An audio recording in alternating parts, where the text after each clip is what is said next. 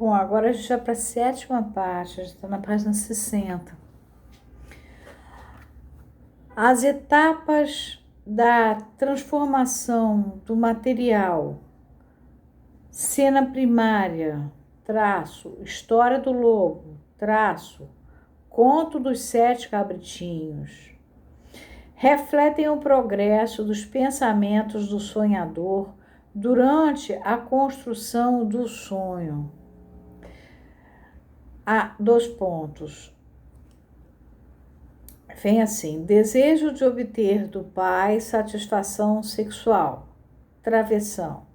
A compreensão de que a castração era uma condição necessária para isso. Travessão. Medo do pai. Somente neste ponto, acho eu, podemos considerar o sonho de... Aqui está a ansiedade, eu suponho que seja a angústia desse menino de 4 anos, como estando exaustivamente explicado.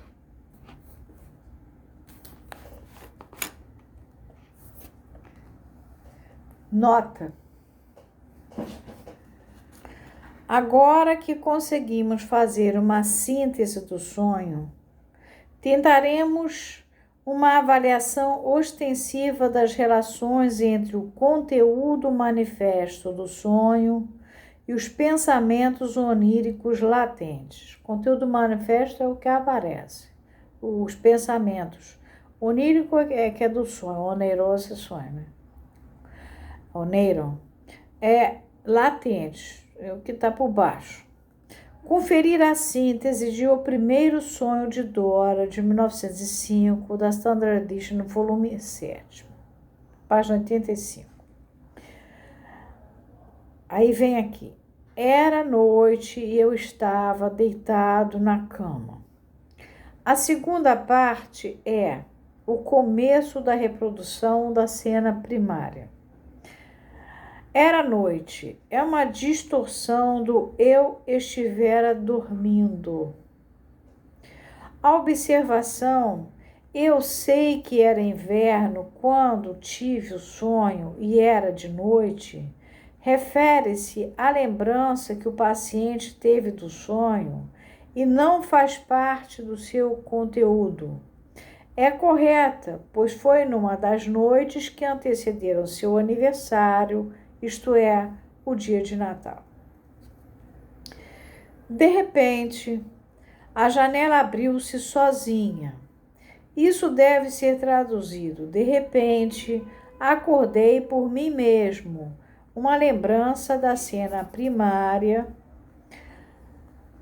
E agora, a influência da história do lobo, na qual o lobo salta através da janela, está se fazendo sentir como um fator de modificação e transforma uma expressão direta em uma plástica.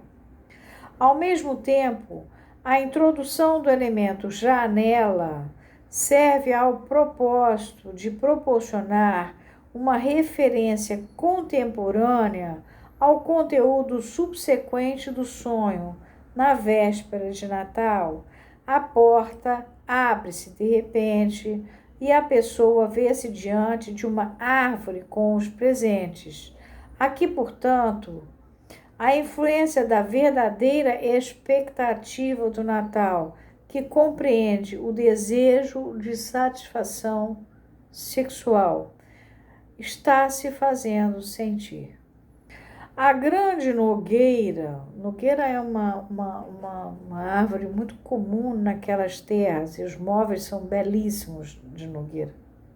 Representa a árvore de Natal e pertence, portanto, à situação presente. Mas é também a árvore da história do lobo, na qual o alfaiate se refugia da perseguição e sob a qual os lobos ficam à espreita. Além do mais, como já consegui contentar-me muitas vezes, uma árvore alta é um símbolo da observação, da escopofilia. Uma pessoa em cima de uma árvore pode ver tudo o que está acontecendo abaixo dela e não pode ser vista. Compare-se à conhecida história de Boccaccio e as facetia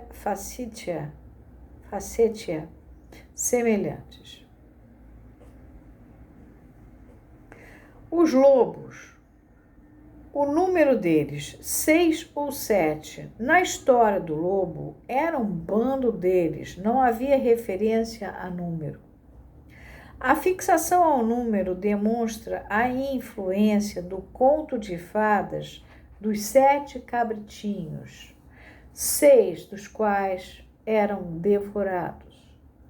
O fato de o número 2 da cena primária ser substituído por um número maior, que seria absurdo na cena primária, é bem recebido pela resistência como um meio de deformação. Na ilustração do sonho, o paciente mostra o número 5, o que provavelmente corresponde a corrigir a afirmação: era noite. Eles estavam sentados na árvore. Em primeiro lugar, substitui os presentes de Natal pendurados na árvore. São, contudo, também transpostos para a árvore, porque isso pode significar que eles estão observando. Na história do avô, eles se postam debaixo da árvore. Na relação com a árvore, sua relação com a árvore foi, portanto, invertida no sonho. E disso se pode concluir que existem outras inversões do material latente a serem encontrado no conteúdo do sonho. Estavam olhando para ele atentamente. Esse aspecto provém inteiramente da cena primária e entrou no sonho à custa de ser completamente invertido. Quem estava olhando na cena primária para os pais era ele. Eram muito brancos. Esse aspecto não é essencial em si, mas foi bastante enfatizado na narrativa do paciente.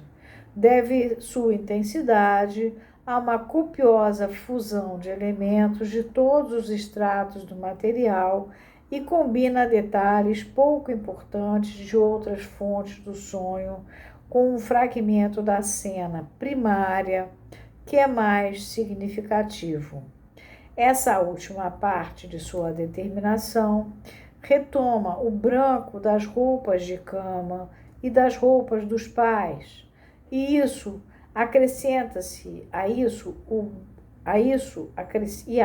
acrescenta-se o branco dos rebanhos de ovelhas e dos cães pastores, como alusão às suas pesquisas sexuais entre os animais, e o branco no conto dos 7 cabritinhos, no qual a mãe é conhecida pelo branco de sua mão.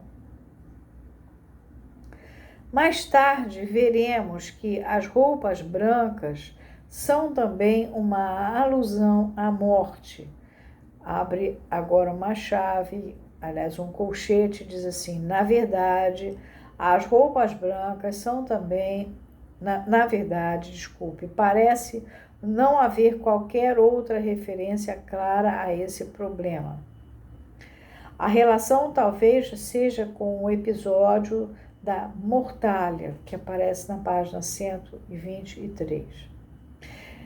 Eles estavam sentados imóveis. Isso contradiz o aspecto que mais chamava a atenção na cena observada, ou seja, o seu movimento agitado, o qual, em virtude das posturas a que conduziu, constitui a ligação entre a cena primária e a história do lobo.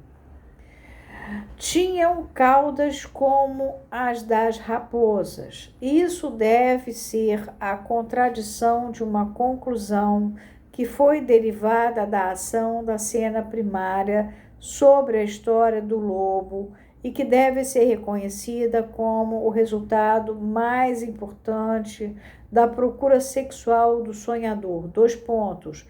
Então, a castração existe realmente. O terror com que essa conclusão foi recebida irrompeu finalmente no sonho. O medo de ser comido pelos lobos, para o sonhador, era como se a força motivadora desse medo não fosse derivada do conteúdo do sonho.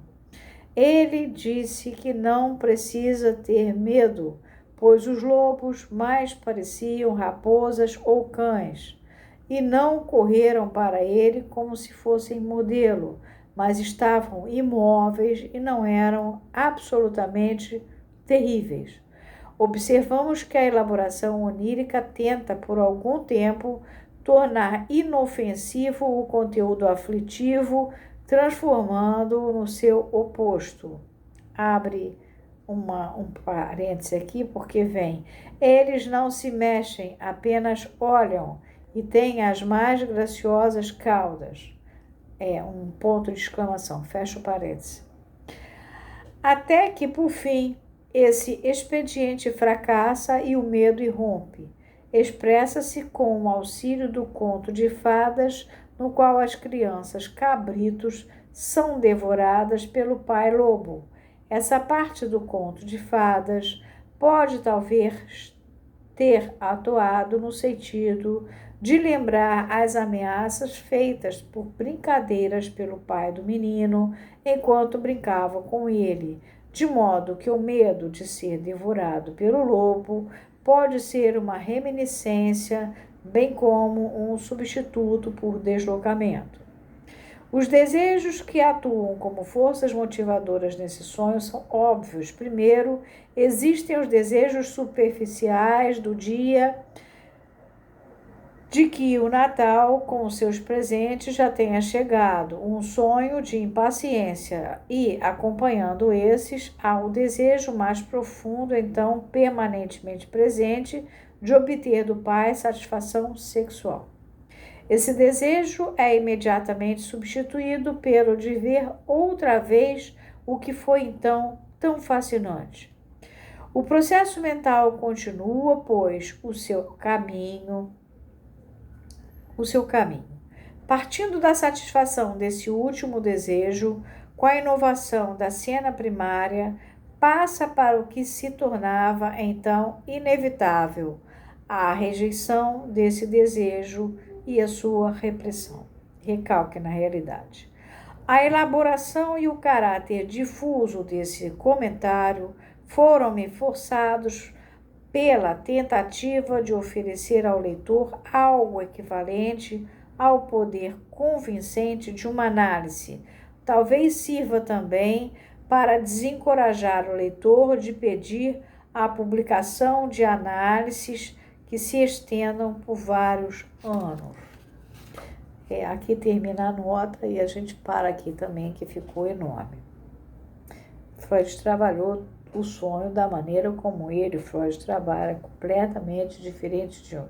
A gente não pode esquecer que Jung está aqui na mesma época. Leiam Psicologia e Alquimia que vocês vão entender o que eu estou falando. É um para o outro completamente diferente.